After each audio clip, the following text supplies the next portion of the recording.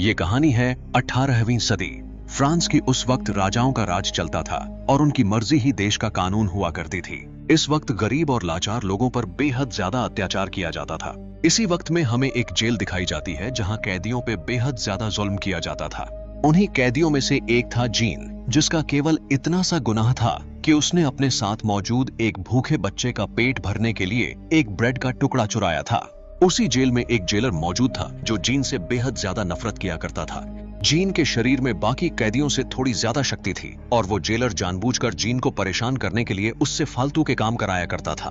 मगर आज का दिन जीन के लिए थोड़ा अच्छा था, क्योंकि आज उसे जेल से रिहाई मिलने वाली थी। मगर उस रिहाई की कुछ शर्तें थीं। उसे हर महीने वापस जेल आकर हाजिरी लगानी थी। अब जेल से बाहर आने के बाद जीन को गुजारा करने के लिए काम की जरूरत थी, मगर उसके जेल के कागजात देखकर उसे कोई भी काम देने को तैयार नहीं था। एक रात तो जीन को कई लोगों से मार भी खानी पड़ी और इतना सब कुछ सहकर जीन एक चर्च के बाहर जाकर सो गया। मगर रात के वक्त वहां चर्च का फादर आया और जीन को चर्च के अंदर लेकर गया। उसे खाने को बेहद अच्छा खाना दिया और सोने की जगह भी दी।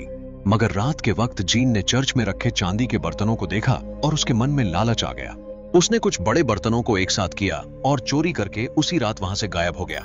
मगर अगली सुबह वो पुलिस वालों के हाथों पकड़ा गया और पुलिस वाले उसे घसीटकर चर्च लेकर आ गए। मगर चर्च के फादर ने उन पुलिस वालों से कहा कि ये चांदी के बर्तन उसने खुद ही जीन को दिए हैं। साथ ही साथ उस फादर ने चांदी की कुछ और चीजें उसे दी। ये देखकर पुलिस वालों ने उसे छोड़ दिया। मगर चर्च के फादर ने जीन से कहा कि इन बर्तनों को उसे अपनी जिंदगी बदलने में इस्तेमाल करना चाहिए और एक अच्छा इंसान बनना चाहिए। ये बातें जीन के दिल पे लग गईं और उसने ये शहर छोड़कर एक नई जिंदगी की शुरुआत करने का फैसला किया। उसने जेल के कागजात भी फाड़ दिए और कहीं गायब हो गया। अब 8 साल गुजर चुके थे और फ्रांस के लोगों में खुद पर हो रहे अत्याचार को देखते हुए बगावत की आग फैल चुकी थी। लोगों ने राजा के खिलाफ आवाज उठाना शुरू कर दिया था। अब हम एक कपड़े की फैक्ट्री देखते हैं जहां कुछ औरतें काम कर रही थीं। इसी फैक्ट्री में एक सुंदर महिला काम किया करती थी जिसका नाम फैंटी था। उस फैक्ट्री की देखभाल करने वाले आदमी की बुरी नजर थी फैंटी पर। फैंटी की अब तक शादी नहीं हुई थी, मगर उसकी एक बेटी थी। फैंटी को किसी आदमी ने शादी का वादा करके बेसहारा छोड़ दिया था और अब वो एक कपड़े की फैक्ट्री में काम करने के लिए मजबूर थी। मगर उसके सुंदर चेहरे से वहां एक औरत बेहद चिढ़ा करती थी जो अक्सर उसके लिए परेशानियां खड़ी करती थी। आज का दिन भी कुछ ऐसा ही था और सभी औरतें आपस में झगड़ रही थीं। तभी हम देखते हैं ये फैक्ट्री और किसी की नहीं बल्कि जीन की ही होती है, जिसने उन चांदी के बर्तनों को बेचकर एक नई जिंदगी की शुरुआत की होती है। जीन अब इस टाउन का मेयर भी बन चुका होता है। जीन उन औरतों को आपस में झगड़ने से रोकता है। तभी उसकी नजर ऊपर पड़ती है जहां उसे कई साल बाद वही जेलर मिलने आया होता है जो उससे एक समय पर नफरत किया करता था। जीन अपने आदमी को उन औरतों को समझाने को कहता है और उस जेलर से मिलने चला जाता है। जीन का आदमी फैंटी से बदतमीजी करने लगता है, जिस पर फैंटी को गुस्सा आ जाता है और वो उसे थप्पड़ मार देती है। इस बात पे वो आदमी फैंटी को काम से निकाल देता है। अब हम देखते हैं कि उस जेलर को इसी शहर में पुलिस के तौर पे भेजा गया था, मगर वो जेलर जीन को पहचान नहीं पा रहा था क्योंकि इतने दिनों में जीन काफी हद तक बदल चुका था। अब वो दोनों बात कर ही रहे थे कि उन्हें किसी के चीखने चिल्लाने की आवाज आई। दोनों ने जाकर देखा, तब वहां एक आदमी बेहद भारी तांगे के नीचे फंसा हुआ था। अब खराब सिचुएशन को देखते हुए जीन ने उस तांगे को अपने कंधों पर उठाना लिया ताकि उस आदमी की जान बचाई जा सके। जीन उस आदमी को तो बचा लेता है, मगर ये देखकर जेलर, जिसका नाम जावर्ट था, वो बेहद हैरान हो जाता है। उसे पुराने जीन की याद आती है जो अपनी जेल से रिहाई की शर्तों को तोड़कर भाग गया था। मगर उस वक्त जावर्ट जीन से कुछ भी नहीं कहता क्योंकि अब जीन मेयर बन चुका था और उससे ऊंचे पद पर था। अब हम फैंटी को देखते हैं जो एक खराब एरिया में एक आदमी को अपना पुराना लॉकेट बेचने पहुंची हुई थी क्योंकि उसकी बेटी की तबीयत बेहद खराब थी और उसे पैसों की सख्त जरूरत थी। मगर लॉकेट बेचने के बाद फैंटी वहां से वापस जा ही रही थी कि उसे एक बूढ़ी औरत ने रोककर उसके बाल के बदले कुछ पैसे ऑफर किए। फैंटी के पास और कोई दूसरा ऑप्शन नहीं था। उसे कुछ पैसों के बदले अपने बाल बेचने पड़ गए। कुछ देर बाद वहां कुछ औरतें आईं और उन औरतों ने फैंटी की मजबूरी को देखते हुए उसे भी अपनी तरह बनने को कन्विंस करना शुरू कर दिया। अब पैसों की बेहद ज्यादा मजबूरी के कारण फैंटी को अपना शरीर तक बेचना पड़ गया। अपनी इस हालत को देखकर वो बहुत रोई। इसी तरह कुछ दिन गुजर गए। फिर एक रात एक आदमी आया जिसने फैंटी के साथ बदतमीजी की। फैंटी को गुस्सा आ गया और उसने उस आदमी पर हमला कर दिया। मगर तभी वहां पुलिस आ गई और वो आदमी पुलिस वालों से झूठ कहने लगा कि इस औरत ने उस पर बिना किसी वजह हमला किया। जावेर फैंटी को गिरफ्तार करने ही वाला था कि वहां जीन आ जाता है और उसे कहता है कि इस औरत को अस्पताल की जरूरत है, ना कि जेल की। अब फैंटी अपनी इस हालात का जिम्मेदार जीन को बताती है क्योंकि उसकी फैक्ट्री से ही उसे काम से निकाला गया था और उसने इस बारे में कुछ भी नहीं किया। और अब वो इस हालात में आ चुकी है। अब इस बात का जीन को बेहद बुरा लगता है और वह फैंटी का ख्याल रखने का फैसला करता है। जीन फैंटी को अपने साथ अस्पताल लेकर चला जाता है। अगले दिन जावेर आकर जीन से कहता है कि वह अपनी हरकत के लिए बेहद शर्मिंदा है, क्योंकि उसे शक था कि जीन ही वो कैदी है जो कुछ सालों पहले जेल की शर्तें तोड़कर भागा था, और जावेर ने इस चीज पर रिपोर्ट भी कर दिया था। मगर अब यह साबित हो चुका है कि जीन वो कैदी नहीं है, बल्कि वो कैदी तो अब भी उसी शहर में है और कुछ ही दिनों में पकड़ा जाएगा। अब जावेर के चले जाने के बाद जीन सोच में पड़ जाता है। अगर उसने सभी को सच बता दिया तो उसे जेल जाना पड़ेगा और उसके नीचे काम कर रहे कई सारे वर्कर्स बेरोजगार हो जाएंगे, और अगर उसने अपना मुंह बंद रखा तो उसके जगह कोई बेकसूर इंसान जेल चला जाएगा और सजा कटेगी। अब किसी तरह हिम्मत करके जीन कोर्ट चला जाता है और सारी सच्चाई बता देता है कि असल में वह ही कैदी है जिसने जेल के नियम तोड़े थे और भाग निकला था। मगर उसकी बातों पर कोर्ट में कोई भी भरोसा नहीं करता और उसे कोर्ट से वापस भेज दिया जाता है। वापस लौटकर जीन अस्पताल में अपनी आखिरी सांसें गिन रही फैंटी से मिलता है। फैंटी अपनी बेटी कोसेट को याद करती हुई पागल हो रही थी और थोड़ी ही देर बाद फैंटी ने अपनी आखिरी सांसें ली और गुजर गई। तभी वहां जावेर आ पहुंचा, जिसे अब यकीन हो चुका था कि वह पुराना कैदी जीन ही है। जावेर आज उसे जेल ले जाने नहीं बल्कि उसे खत्म करने आया था। जावेरत ने कई कोशिशें की जीन को खत्म करने की, मगर जीन फिर भी वहां से भाग निकला। अब ठंड का मौसम आ चुका था और जल्द ही क्रिसमस आने वाला था। अब कहानी हमें फैंटी की बेटी कॉसेट के पास लेकर जाती है, जो फिलहाल अपने अंकल और आंट के साथ रह रही थी।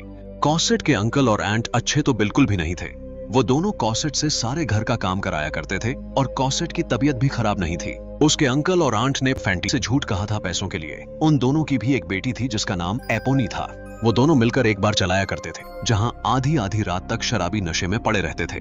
साथ ही कॉसेट के अंकल और आंट मिलकर वहां आए शराबियों का सामान भी चुरा लिया करते थे। कॉसेट को आधी रात में उसकी आंट ने बाहर से लकड़ी इकट्ठा करके लाने को भेजा था। कॉसेट अकेली जंगल के बीच लकड़ी चुन रही थी, तभी वहां जीन आ पहुंचता। जीन ने कॉसेट को अपने साथ चलने के लिए मनाया और फिर उसे उसके घर लेकर गया, जहां जीन ने उन दोनों से कॉसेट को अपने साथ ले चलने की बात कही।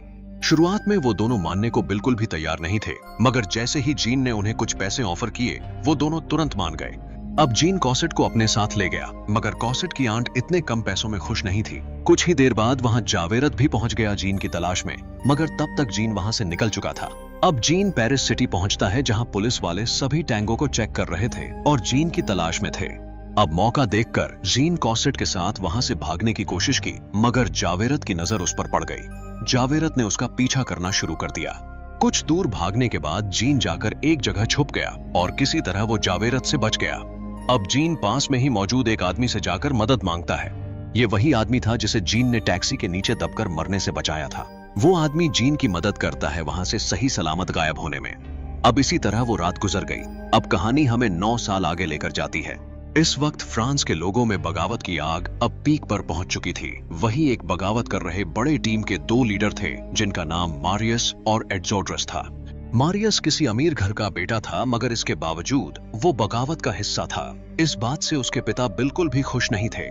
अब हम कॉसेट के अंकल और आंट की बेटी एपोनी को देखते हैं, जो अब बड़ी हो चुकी थी और मारियस को पसंद किया करती थी। अब हम देखते हैं मारियस की नजर जीन और कॉसेट पर पड़ती है, जो कई सालों बाद एक बार फिर इस शहर में आए हुए थे। मारियस और कॉसेट एक दूसरे को देखते हैं और उन्हें पहली नजर में प्यार हो जाता है।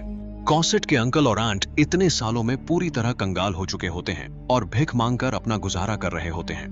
तभी उनकी नजर जीन पर पड़ती है और वो दोनों जीन को पहचान लेते हैं। वो दोनों कॉसेट को जीन से वापस मांगने लगते हैं, लेकिन तभी वहां पुलिस आ जाती है, जो क्रांतिकारियों को पकड़ने आई थी।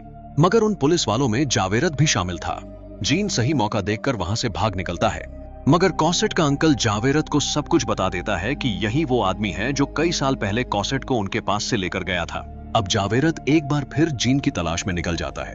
अब मारियस एपोनी से जाकर कॉसेट के बारे में पूछता है और उसे कॉसेट का घर पता करने को कहता है। अब एपोनी को इस बात का बुरा तो लगता है, मगर वो मारियस से बेहद प्यार करती थी और उसके लिए कुछ भी कर सकती थी। अब रात का वक्त हो चुका था। तभी खबर आई कि सभी क्रांतिकारियों के एक बुजुर्ग लीडर की मौत हो चुकी थी। ये खबर सुनकर सभी को बेहद बुरा लगा और सभी अपने आगे के प्लान में लग गए। मारियस अब भी एपोनी से कॉसेट के बारे में पूछ रहा था। वहीं दूसरी तरफ कॉसेट भी मारियस को याद कर रही थी और इस आस में थी कि मारियस उसे ढूंढता हुआ जल्दी ही आ जाएगा। जीन ने कॉसेट को अपनी पहले की जिंदगी के बारे में कुछ भी नहीं बता रखा था, मगर कॉसेट उसे हर रोज इस बारे में पूछती थी। अब मारियस एपोनी के साथ कॉसेट को ढूंढने निकला हुआ था। कुछ ही देर बाद वो दोनों कॉसेट के घर पहुंच जाते हैं। मारियस कॉसेट से जाकर बातें करता है और अपने प्यार का इजहार करता है, मगर थोड़ी ही देर में जीन वहां आ जाता है और कॉसेट वहां से चली जाती है।